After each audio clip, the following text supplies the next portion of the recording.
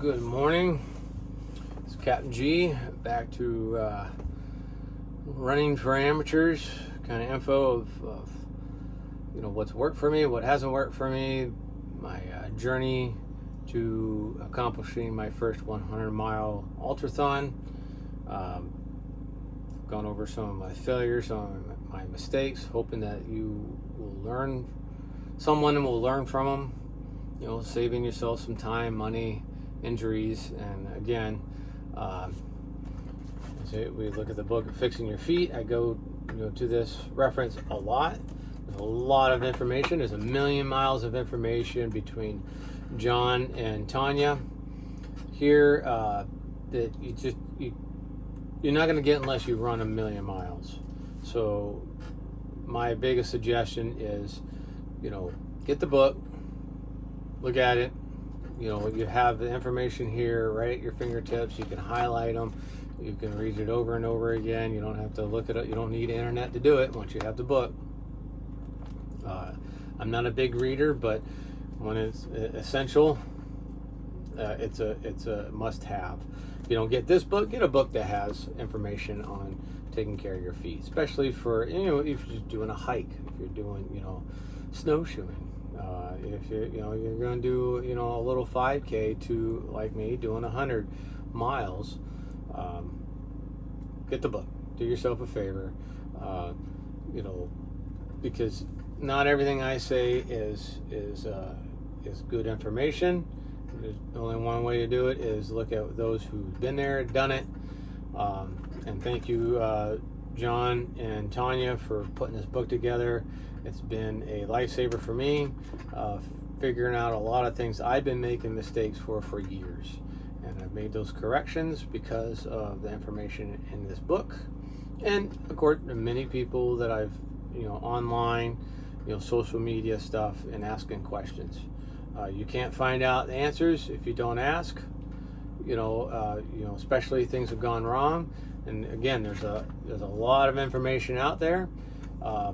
That's why I suggest get the book, so you can back up the information that you've been told with the book, and that'll help clarify a lot of stuff for you. Today, gonna go over my personal training program. There might be a little bit here in Fixing Your Feet. I don't think there's a whole lot of that in Fixing Your Feet, but there's a lot online. There's actually books on there for it. There's articles on it. But before we get going, I'd just like to say I don't endorse any of these products. I'm just telling you what I've used. I don't get paid for showing you any of these products. It's just stuff that's worked for me.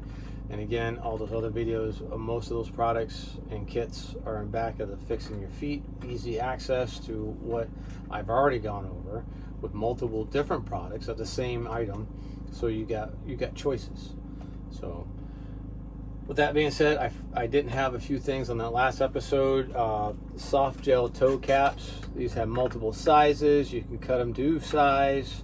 Like I said, you could put one on there. It's not going to chafe the foot next to it. I have two of these. This is great blister kit stuff. And the other one that I did not go over for items is a running vest. This year for the Ultra 100, it is now a requirement to wear this all day long. I do not know if this is going to be the same style. I imagine it's going to be very low profile like this, so it doesn't take up much space. I'm sure they've considered that, because of the tragic accident last year here in the Keys 100. It's just the way things evolve. Because other people make mistakes, runners have to adapt, and this is the way it is. So train with it so you're familiar with it. I saw online as soon as they made the announcement, there was a few people that were unhappy with it because I don't train with this. This is going to be very difficult for me.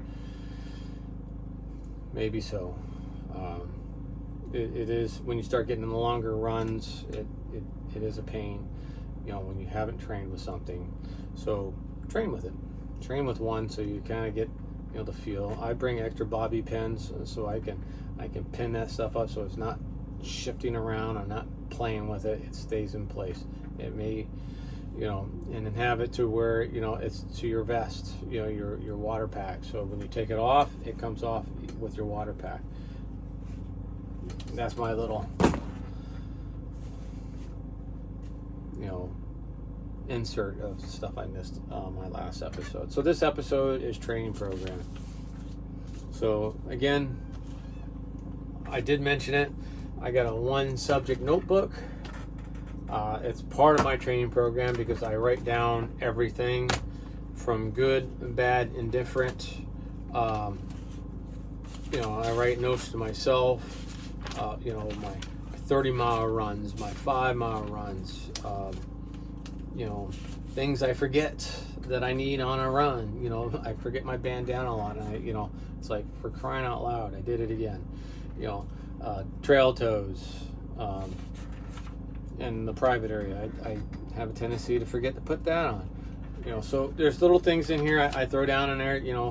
I have notes on a 20-mile run here, good, bad, stuff that worked, stuff that didn't work. Another 20-mile run, 14-mile run. Again, stuff that it's essential. It's easier for me.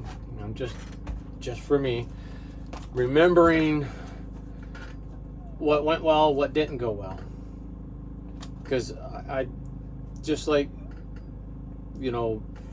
anything else, I'm moving on fairly quickly, and if I don't write it down, it's kind of like, and I don't remember until it starts showing up its ugly head again, and I'm like, oh crap, I should have did that. I should have wrote it down so I could have prevented it. Do yourself a favor, write it down so you learn and you can prevent it. Prevention is the biggest thing out here on these longer runs, even the shorter runs. I've been guiding for 10 plus years, and I've taken people on 1-mile hikes, and they've had massive blisters in their new shoes. So even the small stuff, small runs, small hikes, comparative, could be very painful at the end of it. So do yourself a favor, take the notes, do yourself a favor. Here in my training program, I looked one online. I found one that works. My one I did for my first 20 was a very aggressive training program. It was roughly closer to 300 miles a month. This one is roughly 200 plus miles a month. The one at 300 was fine. It worked for me. It was doing great. The difference was that I was training up in Maine for that one, so I was not prepared for the humidity and for the constant heat. The only way I think I could have done that differently is basically have a wrestler suit and run in that. Just so I can get the feel for just overwhelming heat. It's not going to help the heat on your feet, of course, because out here it'd be 90 degrees and the surface temp be closer to 100. So with that in mind, try to train as closely as possible to the environment that you're going to run in. I know people that sit in a sauna for an hour. Well, that's not unless you're on a treadmill in a sauna. It's a great idea. You're getting acclimated a little bit, but there's a different acclimation when you're running in it than you are sitting in it. I'm out in it all day long, working now on a charter boat here in Key West, so it helps. I'm also training in the afternoons, running in the mornings, so I a much better training program that I have now for this next 100 than I did 2 years ago prior to. Like I said, this one is more of a right around 200 plus miles a month training program, less aggressive than the last one, and that's not because the other one was not as good, or this one's a better training program. I have injuries. I have a small torn meniscus in my right. I got 2 compressed discs and then arthritis in my hip and in my toes. So this training program allows me to get miles in but not overdo it, because I will overdo it. And that's another thing. Know your body, listen to it. If something's starting to hurt and it's not going away, get it checked out so you don't damage something that doesn't need to be damaged. Because you want to prepare yourself for crossing that finish line. And if you're injuring yourself training, that's not helping you at all in your journey to whatever finish line you're going for. So keep that in mind. Mine's a little easier this time, but I do have some, I have some 30s in there, 20s, a lot of 20s in there. But let's say comparative to my last one, I remember I had several weeks where I had whole weeks of 20s. Monday through Sunday, it was a 20, 20, 20, 20, 20 for 7 days. Here I don't have that. This one's more comprehensive. And what I've also done is transferred it onto my calendar. So all the way back, way past March, all the way to January, I think even in December. No, I don't have it in December. I did have, but I have all the way back to January. I had just written down of my training program. So, and I would X out, if I accomplished it, big X. If I didn't, circle it. And then I put down, some of them are 4 to 8. So I could do 4 miles, I could do 8 miles. Some days as a rest or X train, basically like doing jujitsu for me, or doing boxing, or doing a bicycle, stuff. It's something there, and then it has intervals. Some of them I have 2 to 3 miles, so I have 8 1-minute fast, and then 4 20-minute or 20-second hills fast. So I'm changing that out. So you're gonna need a treadmill for some of these, because down here in the Keys there's no hills. There's nothing down here. There's bridges, and they kind of suck sometimes when the wind's blowing against you and you're trying to ride your bicycle of them, but they're not what you need for training. So do have an access to a treadmill to get some of these other ones in. So it has different things in there. Write it down. Like I was writing them down. I was also writing what shoe I'm using, so I'm not using the same shoe over and over again. And then I'm writing them all down and keep track of that. So you can look back at that of the what you're training. Now, one of the items I did miss is my chrono. I was doing electronics, it's charging, so I forgot to talk about it. That's a great trainer too, because what I do like about the chrono, you can use it independently of your phone. Where I had this other fruit phone, I won't mention the name because it'll probably come after me for not liking it. It didn't last very long, 8 hours at best, and you had to recharge it. So I don't have time to sit around letting it recharge. And then it would drain your phone too, because it had to be Bluetooth or it didn't track your run. So I'm like, that was out. So I got a chrono. It's charged for, it keeps a charge for 6 to 7 days. It's independent of your phone, so you don't need your phone on, for it to work, which I like. And then it does take some time from the run once you're done to download on your phone, and then it logs it all, and it tells you on a monthly basis, how many miles you got in so far. And at the end of the month, it tallies it all up, whether it's a bike run or runs. It breaks it all up for you if you want to track your bike rides and stuff too. So that's my little plug for that. I don't endorse it. It's worked for me. The negative on that, which they were right, it's hard to see sometimes. The chrono, it's not very bright, but it's not an issue. I can still see it. I got different settings that I'm watching, my pace, so I can keep the pace that I need to maintain. So there's my little plug on keeping track of your training, as well as on your calendar. You got a chrono, just make sure I've not charged my chrono before, and I get out there and it's said, no, we're done, we're at 2%, I'm not tracking you no more. Luckily enough, on those couple days, I knew where I was going, I knew how long, you know, where I needed to stop and turn around and do my stuff. But again, that's, you know, when you do your training, be prepared. Wrote that in my notes. You know, whether I do it or not, you know, it's just, you know, all right, my fault if I forget. Right now, I'm actually charging it. So, getting ready for the rest of the week.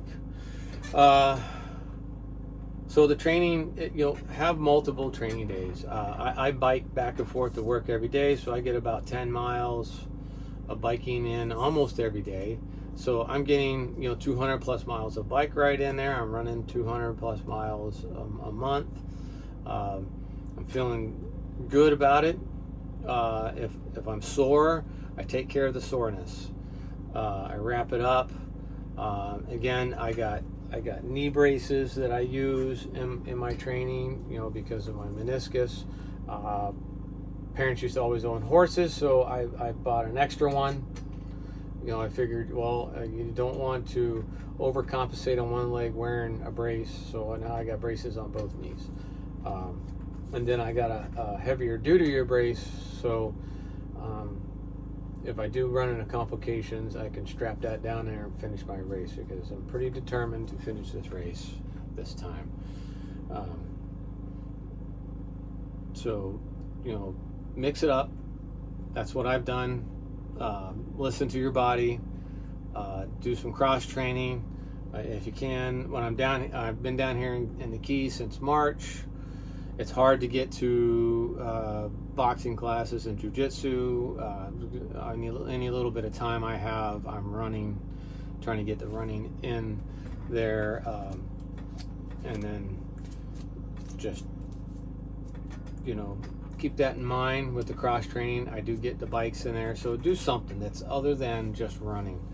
And again, listen to your body for your training. Other than that, of course, I got notes here. Let's see. Take care of your equipment while you're training. Again, like my hydration packs. Make sure you clean them. You know, once a week, get to them, clean them, because that's whatever you're drinking out of that's going straight in your system and it's going to affect you. If you're not keeping that clean, your body's fighting off other things that shouldn't be while it's trying to recover from your training.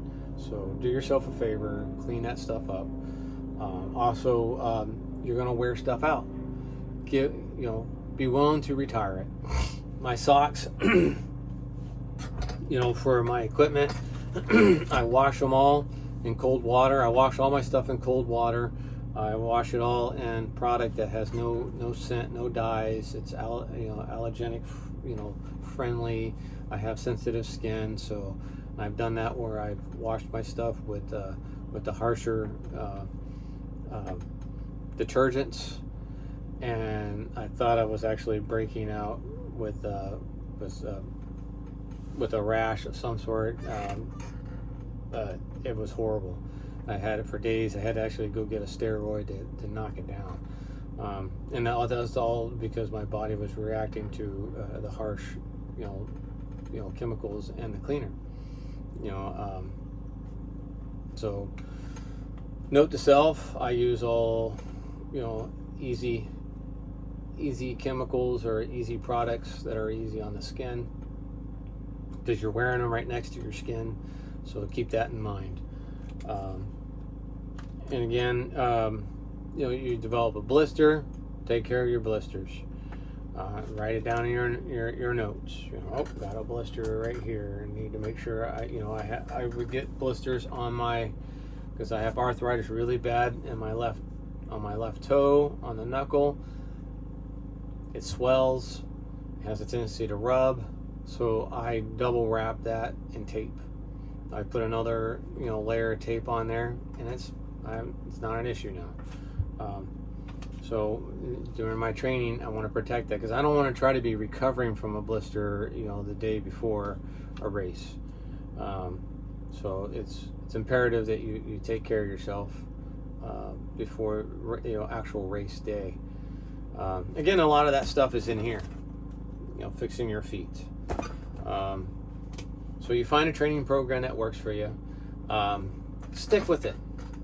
That's why I wrote it on this calendar, so I could see when I'm like, oops, I'm being lazy, or because some of these I get back here at 4 in the afternoon. I got to force myself to go run those 10 miles because I'm not feeling like it.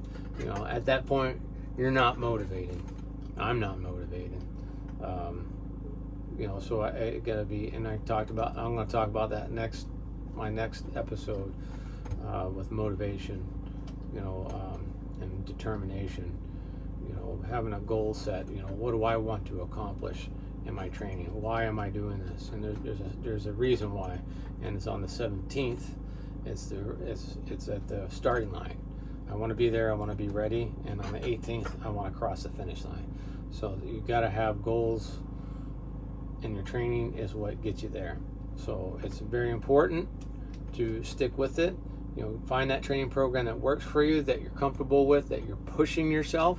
If you're not pushing yourself and you don't have days where you're like, oh man, that was hard. I've had horrible 20-mile runs, and I learned a lot from them. And a month later, I'm doing 30-mile runs, and it's a drop in the bucket now. So learn from them, keep up that training, keep with it. Your body will respond to it. Take care of yourself. And that's pretty much it with the training. There's not a whole lot to it. You just got to be determined to stick with it, keep doing it, and yeah, you're gonna have days that are gonna suck. It's gonna suck bad, but those are the days that prepare you for the next day that are gonna suck even worse. So I hate to break it to you. When you get into this game, one thing I've learned is that there's a lot of why am I doing this? It's to cross that finish line and cross it upright and finish within the time. That's even better.